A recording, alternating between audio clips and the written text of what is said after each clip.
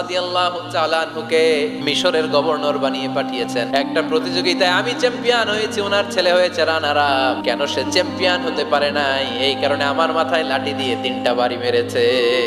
ওমর ফারুক বললেন, তাই আগামী বছরের অমুক তারিখ আমি সব গভর্নরদেরকে ডেকে হিসাব নিতে, ওই দিন তুই থাকবি। ওই দিন 7 রাজ্য থেকে 7 গভর্নর হাজির, গভর্নরদের ছেলেরাও হাজির, মিশরীয় হাজির। 7 গভর্নরের কাছ থেকে 7 এলাকার খোঁজ খবর নেয়ার পরে ওমর ফারুক বললেন, আইনাল মিসরি, মিশরী লোকটা কই, এদিকে আয়। মিশরী সামনে আসার পরে বলল, আমর ইবনুল আস, তুমি মিশরের গভর্নর, তোমার ছেলে সহ তুমি আসো। আমর ইবনুল আস এসে সামনে বসে রইলেন। এবার বললেন, ও আমর ইবনুল আসের ছেলে, তুমি নাকি ইবনুল আকরামিন গভর্নরের ছেলে, তুমি যা বলবা মিশরে নাকি তাই হবে, তোমার নাকি অনেক দাপট। নিজে একটা লাঠি এনে মিশরীর হাতে দিয়ে বলল, এবার তোর মাথায় যতটা মারছে তুই ততটা গুনে গুনে মার, আমি দেখবো। আমর ইবনুল আস দেখবে, আমর ইবনুল আসের ছেলেরে তুই এখানে মার। সে বলতেছে, থাক, আপনি বলছেন এতেই যথেষ্ট, মারা